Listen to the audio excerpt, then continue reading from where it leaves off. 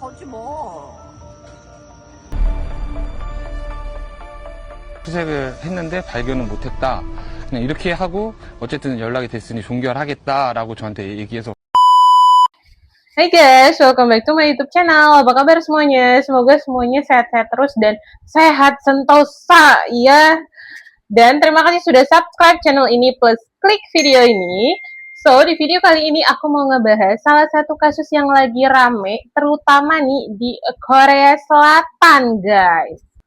Nah, apa yang teman-teman bayangin nih kalau aku nyebut nih Pulau Jeju? Pasti teman-teman langsung mikir, wah, pulau yang tempat buat orang liburan ya. Banyak view-view cakepnya, terus pantainya juga indah, tempat wisata, tempat turis, dan jauh dari hiruk-pikuk perkotaan. Tapi guys, beberapa hari terakhir nih, kota Jeju nih berubah menjadi nightmare guys. Orang-orang juga jadi serem banget kayaknya mau ke sana gitu. Kenapa? Karena dalam 3 hari nih ya, 3 hari banget nih ditemukan 4 mayat guys berturut-turut. Dan ternyata nih 4 mayat ini pas diselidiki adalah orang-orang yang sebelumnya dilaporkan hilang guys. So sebenarnya apa yang terjadi dan bagaimana ini bisa bermula gitu ya. Langsung aja kita mulai videonya, check it out. Jadi guys, awal mula kasus ini tuh kok bisa sebesar ini. Jadi ini ada seorang wanita bernama Jang Miran, usianya tuh 37 tahun yang saat itu diketahui menetap di Jeju. Tapi mereka bukan asli orang Jeju ya.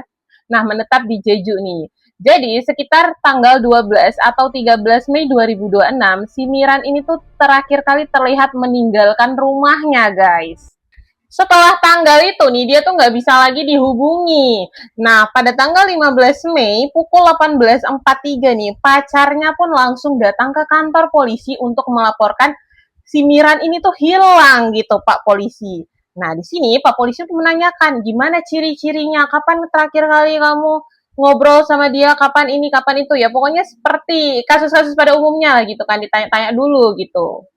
Sampai saat ini nih, sampai cerita ini kan semua terlihat normal-normal aja ya. Dan keluarga pun berharap polisi bisa menemukan si Jang Miran ini guys. Nah, dan akhirnya nih setelah beberapa waktu nih, beberapa minggu, si keluarganya coba dong nanya info ke polisinya. Karena memang nggak ada dikabarin apa-apa gitu. Dan di sini ya, polisinya tuh ngejawab, iya saya sudah hubungi Jang Miran. Katanya Jang Miran lagi mau healing dulu, lagi mau tenang dulu dan nggak mau diganggu. Yang penting dia aman-aman aja kok. Mendengar omongan polisi yang seperti itu ya, keluarganya ini mencoba mempercayai polisi tersebut guys. Ya udahlah, ditungguin lah nih si Jang Miran sampai mau pulang gitu. Nah tapi nih hari demi hari, minggu demi minggu, kok si Jang Miran juga nggak pulang-pulang. Ternyata nih kasus kehilangan si Jang Miran ini, kasus orang hilang ini tuh sudah resmi ditutup oleh polisi. Bahkan beberapa jam setelah polisi menerima laporan tersebut guys, ini kok bisa gitu. Dan ternyata ya polisi ini nih yang marganya BU ini nih, marganya Bu ini tuh tidak pernah menghubungi si Jang Miran. Dia tuh ngasih tahu dia ngubungin si Jang Miran tuh bohong gitu guys. Dan si polisinya nih mengubah status nih di kasusnya tersebut sudah terselesaikan gitu ya, karena si Jang Mirannya sudah bisa dihubungi gitu. Nah akhirnya nih 2 bulan pun berlalu, waktu terus berjalan tapi si Jang Miran pun nggak tahu nih kabarnya gimana gitu, apakah masih hidup, apakah sudah meninggal, nggak tahu gitu. Nah akhirnya pada 17 Juli nih pacarnya si Miran nih balik lagi ke kantor polisi dan melaporkan si Miran ini tuh belum pulang dan belum ditemukan. Nah, tapi laporan tersebut tuh ternyata mengalami masalah karena kasus sebelumnya sudah dianggap selesai dan jadi nih nggak bisa lagi dilaporin nih karena kan udah selesai. Jadi nggak bisa Pak, udah pulang aja Pak. Gitulah kata polisinya nih. Mendengar respon polisi yang sangat kurang ajar kayak gitu ya, akhirnya nih keluarganya si Jang Miran memutuskan untuk melapor si Jang Miran nih ke kantor pusat aja gitu, ke Seoul-nya gitu. Akhirnya nih si adiknya pada tanggal 19 Juli nih melaporlah ke kepolisian Seoul. Nah, dari sinilah kasusnya itu mulai diperiksa kembali sebenarnya apa yang salah gitu.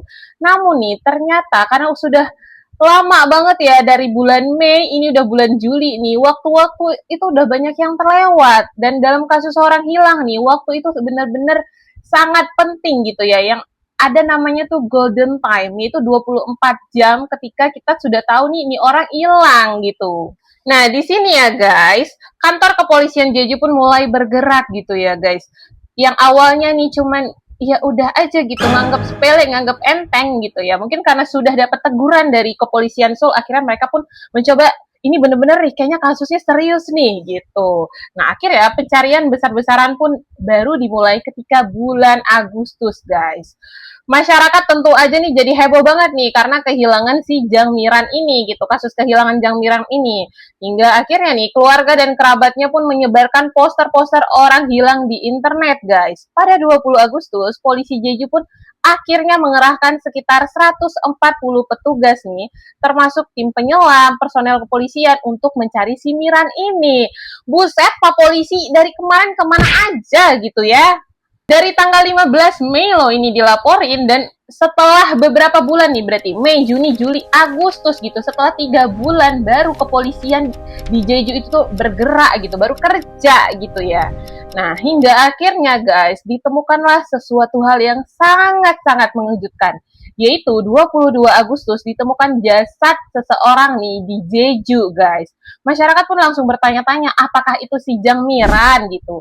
Ternyata nih, usut punya usut, itu bukan si Jang Miran, melainkan seorang pria yang berusia sekitar 60-an yang ternyata sudah dilaporkan hilang juga sebelumnya, guys. Dan akhirnya ya, guys, masyarakat tuh mulai melihat keanehan dan ada sesuatu yang cukup janggal gitu ya. Karena si bapak-bapak usia 60-an ini ternyata sudah dilaporkan hilang dari tanggal 2 Juli 2026. Berarti nih kisaran nih udah 50 hari gitu ya. Dan ternyata nih waktu dicek kasusnya itu juga sudah diselesaikan gitu, sudah ditutup dan nggak berjalan. Tahu-taunya korbannya malah ditemukan sudah meninggal dunia. Udahlah, kasus si Jang Miran juga ditutup padahal belum ketemu. Terus ini kasus kakek-kakek ini juga ditutup padahal belum ketemu. Ini apa kata dunia ini si polisi Jeju ini, guys. Nah, hingga akhirnya ya pada tanggal 24 Agustus 2026 pukul 10.46 pagi nih, 10 pagi, polisi pun menemukan jasad perempuan di daerah Halim Up Jeju, guys. Nah, jasadnya diduga merupakan jasadnya si Jang Miran, dan lokasinya ternyata nih, lokasi ditemukannya itu kan kayak di daerah-daerah perkebunan, yang mana nih perkebunannya itu nggak jauh dari rumahnya si Jang Miran, kayak cuman 1 kilometer, guys. Nah, cuman nih pada saat ini polisi itu masih menyelidiki nih penyebab kematiannya si Jang Miran ini. Jadi ini belum tahu, ini kah dibunuh kah, bunuh diri kah, gitu tuh belum tahu gitu. Tapi ya kayaknya sih dibun-bun ya guys. Dan yang lebih anehnya lagi ya guys, mayatnya itu kan dalam keadaan yang sudah membusuk ya. Berarti bukan baru-baru dibunuh, tapi udah lama nih dibunuhnya.